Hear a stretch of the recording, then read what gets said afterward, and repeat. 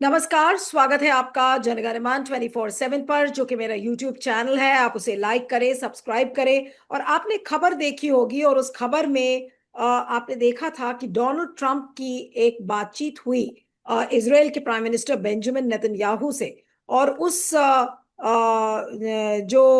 ये पूरी बातचीत थी, उसमें उन्होंने क्या कुछ कहा था। उसमें बल्कि गाली गलौज भी हुआ, और एक ऐसी अभद्र भाषा का इस्तेमाल हुआ जो कि यहाँ पर बोलना थोड़ा सा मुश्किल है। लेकिन उस उस बातचीत से ये निकला कि ये जो डील होने वाली थी, और जिस तरीके से, और मैं आपको बता देती हूँ कि जो डोनाल्ड ट्रंप ने ट्रूथ सोशल पर ट्वीट भी किया, उन्होंने लिखा कि I had a conversation with Bibi Netanyahu today, asking him not to go into a major raid of Beirut. अब लेबनान पर लगातार इसराइल स्ट्राइक कर रहा है, और ट्रंप ने उनको मना किया, नेतन्याहू को, कि ऐसा मत करो।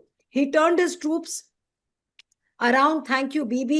I also had a conversation with the representatives of the leaders of Hezbollah, and they agreed to stop shooting at Israel and its soldiers. Likewise, Israel agreed to stop shooting at them. Let's see how long that lasts. Hopefully, it will be for eternity. ये president Donald Trump का tweet है। और लेकिन ये एक जिसके बारे में मैं आपको बता रही हूँ, ये एक्चुअली एक ट्वीट भी है। और ये ट्वीट किसका है ये मैं आपको बता देती हूँ। उससे एग्जैक्टली मैं पढ़ूंगी और उससे आपको बताऊंगी कि क्या कहना चाह रहे हैं। एंड्रयू कॉलवेट का ये ट्वीट है कि पर एक्सियो एक्सियो चैनल है वहां का न्यूज चैनल, उसके हिसाब से president Trump unloaded on Israeli PM Netanyahu over Israel's escalation in Lebanon in an expletive laden call on Monday. यानी कि उसमें गाली भरी लैंग्वेज थी, जिसको लेकर डोनाल्ड ट्रंप ने कहा। और you are an F word उन्होंने इस्तेमाल किया, you are dash crazy, you'd be in prison if it won't for me, I am saving your dash and everybody hates you now, everybody hates Israel. और उसके बाद because of this, यानी कि एक बहुत ही गंदी भाषा का इस्तेमाल करते हुए डोनाल्ड ट्रंप ने नेतन्याहू से फोन पर बातचीत की। और अभी भी लेबनान पर स्ट्राइक खत्म करेंगे बेंजामिन नेतन्याहू या नहीं, इसके बारे में पता नहीं है। लेकिन आज अपने देश में जयराम रमेश ने एक बहुत बड़ा सवाल खड़ा किया है। और जयराम रमेश का आपको ट्वीट मैं थोड़ा सा पढ़ के बता देती हूँ कि जयराम रमेश क्या बोलने की कोशिश कर रहे हैं।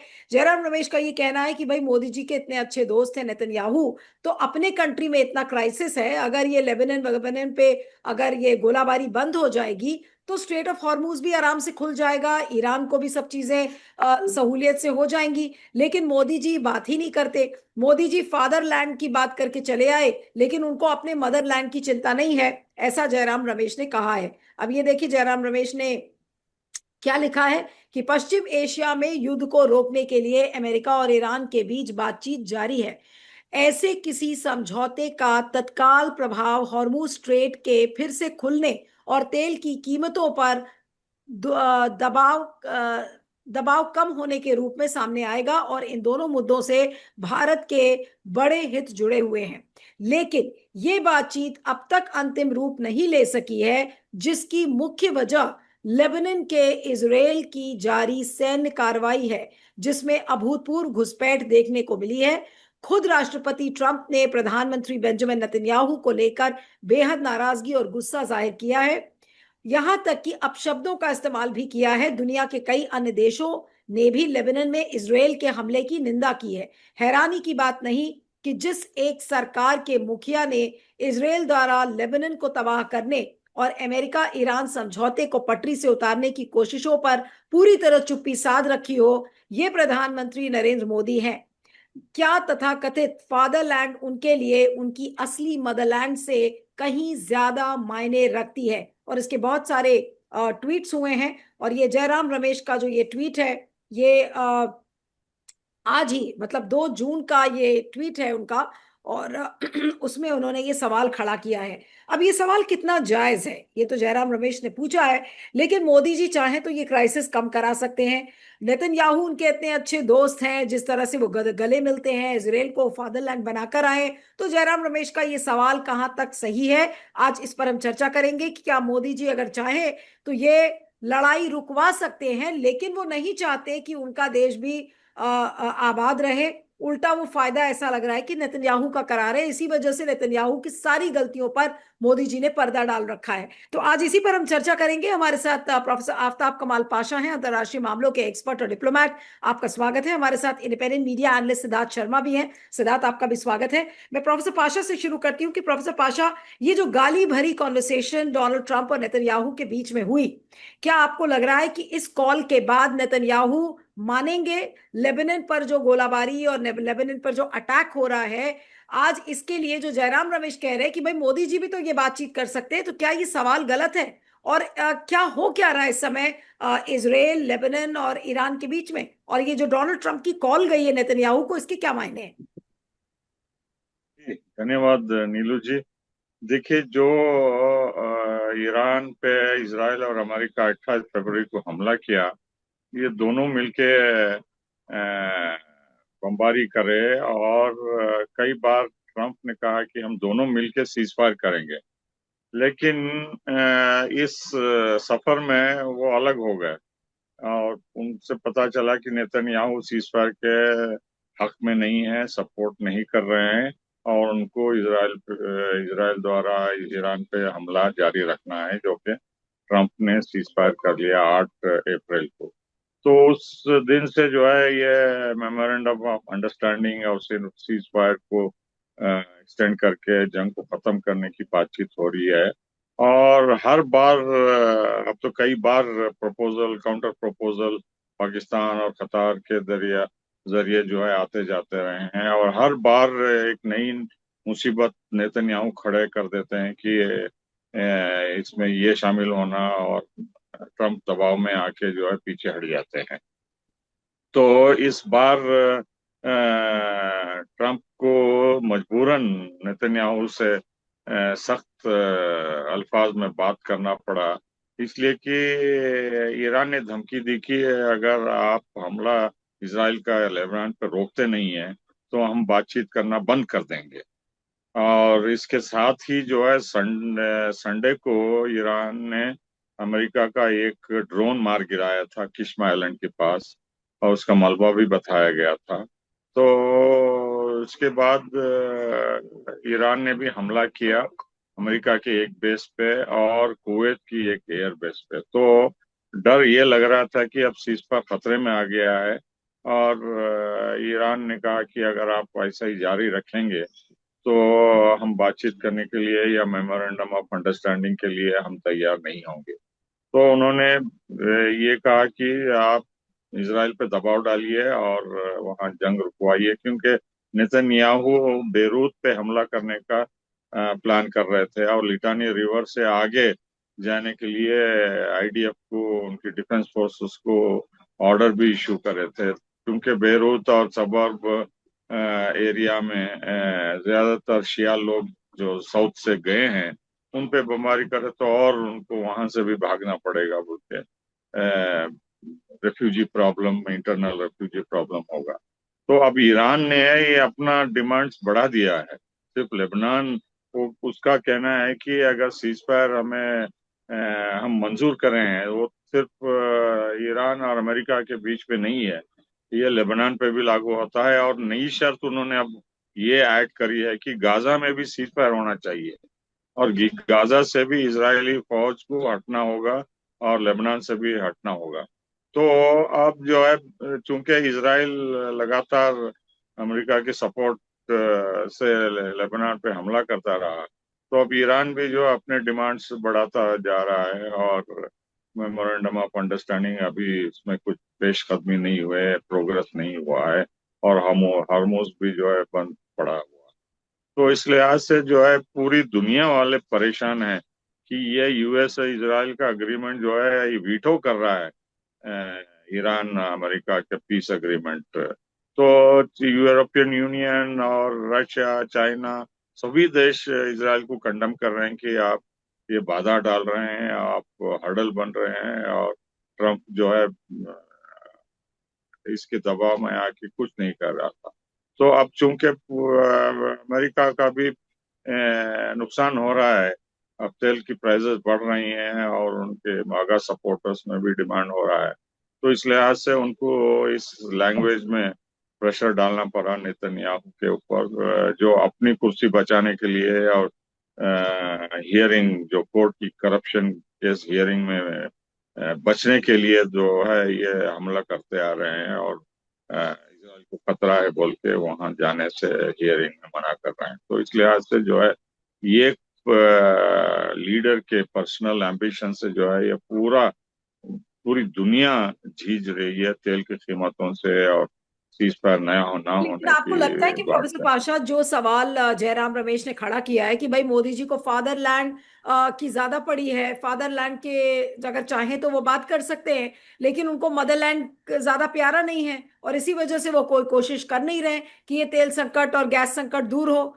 और घर में वो सबसे अपील करते हुए घूम रहे हैं कि भाई आप खाना कम कर दीजिए, आप पानी पीना बंद कर दीजिए, आप तेल और गैस को कम इस्तेमाल करिए। ये बात तो समझ में ही नहीं आ रही भाई। हर लीडर इस समय ये सोच रहा है कि I mean even Donald Trump is trying to see कि भाई किसी तरीके से अब ये क्राइसिस खत्म हो, क्योंकि उन्होंने रियलाइज कर लिया कि भाई उनके लिए पॉलिटिकली ये हानिकारक हो रहा है। पूरी जो दुनिया है वो तहस नहस हो जी रही है। इस समय मोदी जी जी की क्या भूमिका है? मोदी जी चाहे तो बात कर सकते हैं ना डोनाल्ड ट्रंप से, सॉरी जी नेतन्याहू से। जी, जयराम रमेश का सवाल जो है जायज है, और जो हमारे प्रधान जी ये कम करो, तेल कम करो वगैरह सब जो बोल रहे हैं, उनको असल में ये बताना चाहिए कि वो आज के दिन क्रूड ऑयल कितने डॉलर पे इंपोर्ट कर रहे हैं। जो आज की स्थिति है, हम जो है बास्केट ऑफ क्रूड जो देशों से ले रहे हैं, $157 हुआ है। आपको यकीन नहीं होगा, सबसे महंगा तेल भारत खरीद रहा है दुनिया में। तो इसीलिए ये 3-4 बार तेल की कीमतें बढ़ाए हैं, और वहां से भी मिलना मुश्किल हो गया है। हो सकता है और भी महंगा पड़े। तो सिर्फ अमेरिका से ही महंगा तेल नहीं रहे, जहां जहां से भी मिलता है ये ले रहे हैं। और हमारा फॉरेन एक्सचेंज बड़ी तेजी से खत्म हो रहा है। तो ये एप्स्टीन फाइल या जो भी इनकी दोस्ती है आरएसएस या हिंदुत्व आइडियोलॉजी के बेसिस पे जायनिज्म को सपोर्ट करने में, ये जो है जो क्रिमिनल अप्रोच है इसराइल का और उनके प्रधानमंत्री का, जो क्रिमिनल अरेस्ट वारंट दिए गए हैं, उनके साथ दोस्ती निभाना और हॉर्मुज को वहां बंद रखना, ईरान से पीस एग्रीमेंट नहीं करना, ये बहुत महंगा होता जा रहा है। देखिए किस हद तक इनकी दोस्ती भारत को खतरनाक होते जा रही है, और भारतीय हर एक नागरिक इस पे असर हो रहा है। और इनका दोस्ती खंडन करने के लिए या दूर होने के लिए, या ईरान को सपोर्ट करके जल्दी शांति प्रयास करने के लिए कोई कदम उठाने के लिए तैयार नहीं है। तो फॉरेन एक्सचेंज खजाना भी खाली हुआ तो इनको परवाह नहीं है, रिजर्व बैंक ऑफ इंडिया के गोल्ड रिजर्व भी खाली हुए तो परवाह नहीं है, और तेल की प्राइसेस से जो जूझ रहे हैं, गैस किल्लत से, इसको भी परवाह नहीं है। किस हद तक ये फादरलैंड मदरलैंड बोल के कितना नुकसान भारत को उठाना पड़ रहा है, और भारत को किस नजर से लोग पूरी दुनिया में देख रहे हैं कि हम्म। आपकी पॉलिसी क्या है। आप अमेरिका के क्लाइंट स्टेट बन गए हैं, इसराइल के क्लाइंट स्टेट बन गए हैं। आपकी लीडरशिप क्या है? आप यूएन सिक्योरिटी काउंसिल में वीटो बिल्डिंग पावर बनना चाहते हैं, लेकिन एक भी ग्लोबल इशू पे आप टिप्पणी करने के लिए तैयार नहीं है, जैसा बिल्कुल। क्लाइंट स्टेट है बोल ठीक के है। नेगेटिव अप्रोच हो रहा है। जी ठीक है, मैं अब सिद्धार्थ के पास आती हूँ कि सिद्धार्थ, ये पूरी स्टोरी और जो सीक्वेंस इसका दिख रहा है कि डोनाल्ड ट्रंप नेतन्याहू से बात करते हैं, उस पर गाली गलौज और एफ वर्ड इस्तेमाल होता है, you don't understand the a word he uses. उसके बाद जयराम रमेश का ट्वीट आता है कि भाई हमारे जो मोदी जी हैं फादरलैंड करके चले आए, और ये लेबनान पर जो ऑफेंसिव हो रहा है उसको रोकने के लिए वो नेतन्याहू से बात नहीं कर सकते। तो इनको मदरलैंड प्यारा नहीं है, उनको फादरलैंड ज्यादा प्यारा है। ये सवाल कितना जायज है? और क्या मोदी जी अगर चाहें तो क्या नेतन्याहू से वो बात करके इस पूरे क्राइसिस को रिजॉल्व कर सकते हैं? रिजॉल्व तो कर सकते हैं, लेकिन रिजॉल्व करने की अब ताकत नहीं रही। उस तरह की नैतिक ताकत होनी चाहिए, क्योंकि कभी कभी क्या होता है, जिस तरह से प्रोफेसर पाशा साहब ने समझाया, हमारे भारत में भी एक किस्सा है जिसमें कि नारद मुनि, जो कि अपने आप में बहुत बड़े मुनि थे, लेकिन उनको भी अगर एक बार कभी गलतफहमी कभी कभी हो जाती है। उनको चेहरा दिया, उनका उनका चेहरा तो था वानर का, लेकिन उनको गलतफहमी हो गई कि वो नारायण का चेहरा लेके पहुंच गए हैं, तो वो स्वयंवर में पहुंच गए और सारे हंसी के पात्र बन गए। तो इसको कहा जाता है भ्रम। भ्रम का मतलब है आप होते कुछ हैं और आपको गलतफहमी में आपको चीजें दिखती कुछ और हैं। और भ्रम में भी भ है और भाजपा में भी भ है, तो आप समझिए कि भाजपा कितनी बड़ी भ्रम में जी रही है। वो भ्रम क्या है ये मैं बता देता हूँ। प्रोफेसर पाशा जी ने उस चीज को सिलसिलेवार समझा दिया, उसको मैं एक छोटे से उदाहरण से समझा देता हूँ। हमको ये समझना है कि अमेरिका तेल का लोभी देश है, दूसरी तरफ इसराइल जो है वो जमीन का लोभी देश है। इन दोनों ने पिछले एक साल में अब एक ने इसराइल ने मोसाद मतलब उनकी गुप्तचर एजेंसी की ताकत से गाजा नाम की जगह पर अच्छा खासा मजबूत पकड़ बना ली थी। दूसरे तरफ अमेरिका के पास भी एक डेल्टा फोर्सेस नाम की चीज है, जो कि सैनिक टेक्नोलॉजी है। उसके जरिए उन्होंने वेनेजुएला पर भी 4 घंटे में कब्जा कर लिया था। ये दोनों देश जो हैं ये T20 के चैंपियन हैं। तो इनको लगा कि ईरान के साथ भी चलो हम दोनों मिलकर एक T20 मैच खेल लेते हैं, और ईरान को T20 मैच में पकड़ लिया। अब ईरान से भी इन्होंने T20 शुरू तो कर दिया, पर ईरान तेज था, उसने क्या किया, T20 के बदले 6 टेस्ट मैच की सीरीज खेलना शुरू कर दिया। अब ये हो ये गया है कि ये फंस गए हैं, ये है मास्टर T20 के। ईरान इनको खिलवा रहा है 6 टेस्ट मैच की सीरीज। अब ये थक गए हैं, इनका स्टेमिना नहीं बचा, क्योंकि ये खेलते हैं 20 ओवर, 20 ओवर के अंदर ही इधर उधर करने वाले। टेस्ट मैच चलता है 6-6 5-5 दिन, और 6 टेस्ट मैच की सीरीज हो गई तो 3 महीना चलता है। तो ये जो ईरान ने इनको फंसा दिया है, उसके चक्कर में ये अब किसी भी तरह से पीछे हटने की कोशिश कर रहे हैं। लेकिन पीछे हटेंगे भी तो कैसे, ये T20 के वर्ल्ड चैंपियन हैं, तो इनकी इज्जत का मामला आ गया है। अब भारत के साथ समस्या ये है कि भारत को ये समझना था कि न तो भारत अमेरिका जैसा तेल का लोभी देश है, न ही भारत इजराइल जैसा जमीन का लोभी देश है, न तो भारत के पास मोसाद जैसी कोई दुनिया की सबसे जाने मानी गुप्तचर एजेंसी है, न तो भारतीय सेना कोई अमेरिकी डेल्टा फोर्सेस की तरह दुनिया की सबसे हैवी टेक्नोलॉजी की ये है। तब जब आपका अमेरिका और इसराइल के साथ किसी चीज में तुलना ही नहीं है, तो आप उस पाले में जाके बैठे क्यों? आपको तो पहले ही बैठ जाना चाहिए था ईरान के पाले में, क्योंकि ईरान ने क्या किया, ये बमबारी करते रहे ईरान के ऊपर, ईरान जाके हॉर्मुज नाम के समुद्र पर बैठ गया। अब ईरान जो है वो प्रकृति को पकड़ लिया था, उसने नेचर को पकड़ लिया, हॉर्मुज नाम के समुद्र को पकड़ लिया। आप ठीक से देखिए तो भारत की भी वही स्थिति है। भारत को 3 तरफ से समुद्र है। आज तक इतिहास में ऐसा कभी नहीं हुआ है कि भारत के ऊपर कोई समुद्र से किसी ने हमला किया हो। यहां तक कि बांग्लादेश युद्ध में निक्सन साहब ने अपना 7वां बेड़ा भेजा, वो भी फेल होके चला गया। तो भारत में आप समुद्र से हमला कर ही नहीं सकते, क्योंकि भारत प्राकृतिक रूप से 3 तरफ से समुद्र से वो सुरक्षित है। तो भारत को अगर अपनी तुलना ही करनी थी, ये एक तरफ इसराइल और अमेरिका है और दूसरे तरफ ईरान है, तो तुलना स्पष्ट थी कि भारत का जो चरित्र है, भारत की जो सोच है, भारत की जो स्थिति है, वो ईरान के साथ मेल खाती है। तो मेल तो इनको खाना था ईरान के साथ, लेकिन ये जाके बैठ गए इसराइल और अमेरिका के साथ। अब ना तो इधर के रहे ना तो उधर के रहे, क्योंकि न खुदा ही मिला, न रिसाले सनम, न इधर के रहे न उधर के रहे, क्योंकि आप जिसके तरफ गए वो जीत नहीं रहा है, और जिसके तरफ आप नहीं गए वो कह रहा है कि आप तो मेरे साथ आए नहीं, तो मैं आपको मदद क्यों करूं। इस हालत में ऐसा नहीं है कि हॉर्मुज बंद है, हॉर्मुज से ईरान जितने जहाज चाहिए वो छोड़ता है। भारत के लिए भी 1-2 जहाज छोड़ा था। आज स्थिति यह है कि भारत के अड़ोस पड़ोस में न तो श्रीलंका में पिछले 3 महीने में पेट्रोल के दाम बढ़े हैं, न तो बांग्लादेश में बढ़े हैं, न तो भूटान में बढ़े हैं, न नेपाल में बढ़े हैं, न पाकिस्तान में बढ़े हैं। कई देशों में तो, पाकिस्तान वगैरह में तो पेट्रोल के दाम घटा भी दिए हैं। तो दुनिया में जो चीज नहीं हो रही है वो आपके यहाँ क्यों हो रही है? आपका ही तेल महंगा क्यों हो रहा है? क्योंकि एक जो हॉर्मुज से तेल आपको आता था, आपने उसको रोक लिया। उसके अलावा ईरान के साथ आपका एक बहुत अच्छा सिस्टम सेट था, जिसमें कि कलकत्ता के यूको बैंक में आप हिंदुस्तान का रुपया गिराते थे और ईरान आपको ईरान से तेल दे देता था।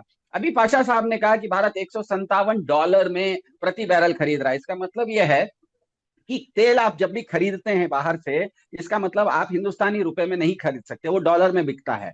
तो अगर भारत को कहीं से भी दुनिया में किसी भी देश से अगर भारत को तेल लेना है, तो तेल लेने से पहले उसको किसी देश से डॉलर लेना पड़ता है। पहले आप डॉलर लीजिए, उस डॉलर से तेल लीजिए, मतलब 2 बार खरीदना पड़ेगा। भारत को जब भी तेल चाहिए तो वो तेल नहीं खरीद सकता है, पहले डॉलर खरीदेगा, उस डॉलर से तेल खरीदेगा।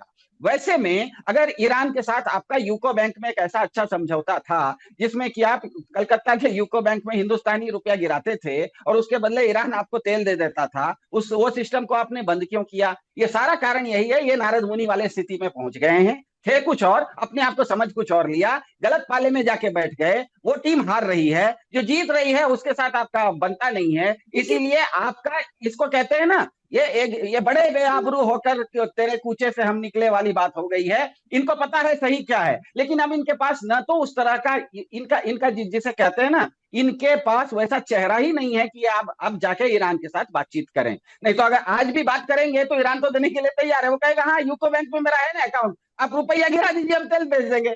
ये बात तो सही आप कह रहे हैं कि ईरान से बात करने का अब हमारा मुंह नहीं है, लेकिन प्रोफेसर पाशा अगर मैं ये पूछूं कि जिस तरीके से डोनाल्ड ट्रंप ने गाली गलौज का इस्तेमाल किया नेतन्याहू से फोन पर, और अब वो ये कह रहे हैं कि अब देखना होगा कि ये लेबनान पर स्ट्राइक रुकेगी या नहीं रुकेगी। अगर मान लीजिए नहीं रुकती तो क्या ये पॉसिबिलिटी हो सकती है कि डोनाल्ड ट्रंप मोदी जी को फोन करें कि और कहें कि जाओ भाई अब तुम बात करो नेतन्याहू से, बहुत हो गया? क्या ये प्रेशर मोदी जी पर आ सकता है? मोदी जी कहीं के नहीं रहे और ट्रम्प क्यों इनसे बोलेंगे बातचीत करने के लिए? नेतन्याहू ट्रम्प की बात ही मान नहीं रहा है। मोदी तो ये कोने में चूहे की तरह हैं, उनकी भी बात मानेगा नहीं है। ये नेतन्याहू जो है अपने आप को बाप समझता है। ये सब भी जो है टेम्पररी हैं। मोदी और दूसरे चूहे की तरह उनको ट्रीट करता है। तो इस लिहाज से पहली बात तो ट्रम्प मोदी से इस बात में बात ही नहीं करेगा, क्योंकि वो लायक ही नहीं समझते कि भारत इस काम में उनकी मदद करेगा। अगर वो समझते थे तो पाकिस्तान की मध्यस्थता करने के लिए बोलते थे। इंडिया भी न्यूक्लियर पावर है, उनका भी फ्रेंड है, पाकिस्तान से ज्यादा हमारा इकोनॉमी है। तो इस लिहाज से जो है किसी भी मामले में G7 में जान मिलते नहीं है, और G20 में भी आने के लिए तैयार नहीं है। तो जो है इंडिया का पोजीशन ट्रम्प की नजरों में जो है जैसा इंडिया की प्रेस फ्रीडम का है, 157th स्टेट, जैसा आपने नॉर्वे में प्रोग्राम किया जब वहां गए थे, तो उसी तरह ट्रम्प की नजरों में इंडिया का पोजीशन 157 से भी गिर गया है। तो वो कोई महत्व नहीं देते, इसलिए तो इतना प्रेशर डाल रहे हैं, इतना ह्यूमिलिएट कर रहे हैं इंडिया को, और इंडिया कुछ जवाब नहीं दे रहा है। तो अब ये नौबत ट्रम्प को इसलिए आई कि वो इस क्वागमायर में फंस गए हैं ईरान के। वो किसी भी तरह निकलना चाहते हैं और नेतन्याहू उनको निकलने नहीं दे रहा, इसलिए गाली गलौज पे आए हैं। और वो उनके बड़े बड़े और ख्वाब हैं, क्यूबा है, ग्रीनलैंड है, और चाइना है, और ताइवान है, वगैरह वगैरह सब। तो ये फंस गए हैं और कुछ और करने की उनकी हिम्मत नहीं हो रही है। हर दिन परेशान है, डील डील डील बोल के जो है 3 महीने से वो दिन रात वही सोच रहे हैं सोशल ट्रुथ में। और तो इनका फ्रस्ट्रेशन ट्रम्प का बढ़ रहा है, और उनको पता चल गया है कि नेतन्याहू जो है अपने पर्सनल फायदे के लिए ये डील सबटाज कर रहा है, और कॉन्स्पिरेसी करके लेबनान पे करके डेलिबरेटली ईरान को ह्यूमिलिएट कर रहा है बोल के। तो ईरान भी समझ गया, उनका भी पल्ला भारी है। वो भी कह रहे हैं कि सिर्फ ईरान का सीजफायर नहीं, लेबनान में होगा, अब गाजा में भी होगा, और वहां से विड्रॉल भी होना होगा।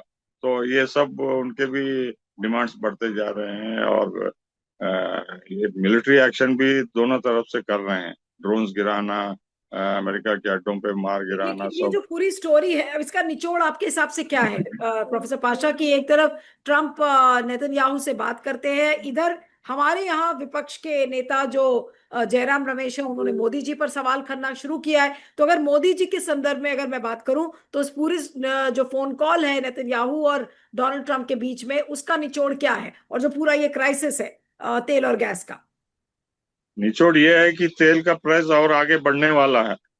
अगर ये डील नहीं होती है ईरान और अमेरिका के बीच में, और इजराइल नेतन्याहू अमेरिका की बात नहीं मानता है, तो ये हरमुज बंद रहेगा और ये झड़पें जारी रहेंगी, और तेल का लेकिन भाव मोदी जी नहीं आगे बोलेंगे। चलता रहेगा। लेकिन मोदी जी एक बार भी इसराइल फोन करके नहीं बोलेंगे कि भाई अब बस करिए, मत करिए स्ट्राइक्स, वरना हम क्योंकि सबको भारतीय नुकसान सब होगा। क्योंकि भारतीय सब चुपचाप सह रहे हैं तेल का। अब एक दो बार और 10 रुपए भी कर दिए, तो मोदी भक्त वही बोल रहे हैं ना, 200 रुपए भी अगर हो गया तो हम देने के लिए तैयार हैं बोल के। तो वो अज्यूम कर रहे हैं कि जनता जो है सड़कों पे नहीं आएगी अगर दूसरी बार प्राइस इंक्रीज करेंगे। तो ये जो है, देखिए जहां भी प्राइस इंक्रीज हुआ है वहां लोग सड़कों पे आए हैं, सिविल अनरेस्ट हुआ है, कर्फ्यू हुआ है, आर्मी बुलाई गई है, वहाँ हुकूमत गवर्नमेंट गिरने की खतरा है बहुत सारे जगह। तो लोगों का सब्र भी जो है लिमिट होता है, एक लिमिट के बाद वो भी जो है गवर्नमेंट को गिरा देंगे कि ये निकम्मे हैं, ये कंट्रोल नहीं कर सकते, हमारा जीना मुश्किल हो जाएगा बोल के सड़कों पे आ जाएंगे, दफ्तर में बंद होंगे। जी। क्या मैं अंतिम कमेंट लूंगी सिद्धार्थ से कि सिद्धार्थ, ये तीनों चीजों को अगर मिलाकर देखें, जो तेल और गैस का संकट है, मोदी जी की इतनी अच्छी दोस्ती है इजराइल से, लेकिन मोदी जी फोन नहीं कर रहे हैं। आज कांग्रेस ने उनको एक तरीके से एक्सपोज कर दिया कि आप फादरलैंड फादरलैंड करते हैं, लेकिन आप मदरलैंड आपको प्यारा नहीं है। दूसरी तरफ डोनाल्ड ट्रंप और नेतन्याहू की बातचीत होती है, जिसमें ट्रंप की बात भी नेतन्याहू मानेंगे नहीं मानेंगे अब आने वाले दिनों में पता चलेगा। लेकिन मोदी जी के संदर्भ में अगर हम कहें तो आज हम स्टोरी से क्या निचोड़ निकाल सकते हैं आपके हिसाब से? मेरे ख्याल से जनगण मन के दर्शकों को निचोड़ ये निकालना चाहिए कि गोदी मीडिया भले सुबह से शाम तक मोदी चालीसा पढ़ते रहे, लेकिन भाजपा का हुआ अपने दिमाग से निकालिए। मैं आपको एक उदाहरण देता हूं। अभी हाल फिलहाल में नेपाल में एक नए प्रधानमंत्री बने हैं, बालेंद्र। वो बालेंद्र प्रधानमंत्री बने हैं, उनकी 10 साल पहले पढ़ाई इंजीनियरिंग की दक्षिण भारत में हुई थी, और संजोग से वो दक्षिण भारत में जिस इंजीनियरिंग कॉलेज में पढ़े थे वहां पर मेरी मामी जी उनकी लेक्चरर थी।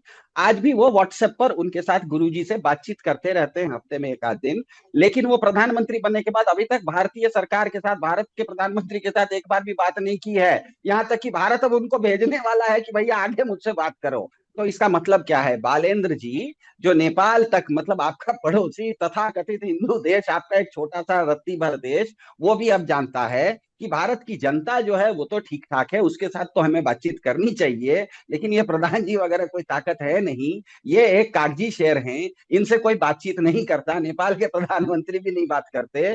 सर्जियो गोर साहब हैं, अमेरिका के विदेश मंत्री, क्या कहते हैं, भारत में राजदूत, वो भारत उतरते हैं, अपने यहाँ क्या कहते हैं, भारत के राष्ट्रपति से भी नहीं मिलते, प्रधान जी से भी नहीं मिलते, अपने ही दूतावास में जाके चाणक्यपुरी दिल्ली में प्रेस कॉन्फ्रेंस बुला के कहते हैं कि मैं भारत की जनता के साथ सीधा संवाद करूंगा। दुनिया भर के बाकी देश, थोड़े से भी जो समझदार लोग हैं ना नीलू जी, अब भाजपा को केवल और केवल एक गुब्बारा मानते हैं और उसके प्रधान जी को एक कागजी शेर मानते हैं। वो कोई उसमें दम बम रहा नहीं। इसीलिए ये पूरा का पूरे मामले में पूरी की पूरी तरह से ईरान युद्ध में भाजपा और भाजपा की पूरी विदेश नीति पूरी तरह से अप्रासंगिक हो गई है, इररिलेवेंट हो गई है। अगर अंत में एक शब्द का इस्तेमाल करें, एक वही है, वो एक शेरो शायरी है, प्रधान जी की हालत यह है कि बेगानी शादी में भाजपा दीवानी हो गई है। इतना ही बात है, उससे इनका कोई लेना देना है ही नहीं, कुछ कोई लेना देना ही नहीं है वहां पर। आप बहल आप कह रहे हैं कि क्या होगा, कुछ होने जा। बालेंद्र नहीं बात कर रहा है मैडम जी, बालेंद्र जो है ना वो अपने प्रिंसिपल से दक्षिण भारत में रोज हफ्ते में 1-3 दिन बात कर लेता है। वो दिल्ली में आपके प्रधान जी से बात करने की तैयारी नहीं है उसकी। आप यहाँ से प्रतिनिधि मंडल उसके पास भेज रहे कि भैया बात करो बात करो। तो आप समझिए, दुनिया के जितने भी समझदार लोग हैं वो भारत की 140 करोड़ जनता को अलग नजरिए से देख रहे हैं, उसकी तो इज्जत दे रहे हैं। लेकिन जो भाजपा की सरकार है उसको सबको पता लग गया है कि ये एक नारद मुनि जैसी है, इसका चेहरा तो कुछ है, इसको समझ में कुछ आ रहा है, ये अपने अपने मुंह मियाँ मिट्ठू है, ये अपने नाच रही है, वो उनको बिल्कुल किसी भी तरह की कोई तरजीह नहीं दे रहे हैं। तो इसीलिए इस पूरे के पूरे क्या कहते हैं, लेबनान हो, हॉर्मुज हो, ईरान हो, इजराइल हो, ये सब मामले में पाकिस्तान तक जैसे देश बीच में आ सकते हैं, लेकिन आपको कोई नहीं पूछ रहा है, भाजपा को कोई नहीं पूछ रहा है। यही तो स्थिति है, असलियत है, असलियत जान लीजिए। अनावश्यक रूप से भाजपा का हुआ अपने दिमाग से निकालिए, वो इतना बड़ा चीज नहीं है जितना आप समझ रहे हैं। बिल्कुल। चलिए, आप दोनों का बहुत बहुत शुक्रिया, professor Pasha, Siddharth, thank you so much for joining.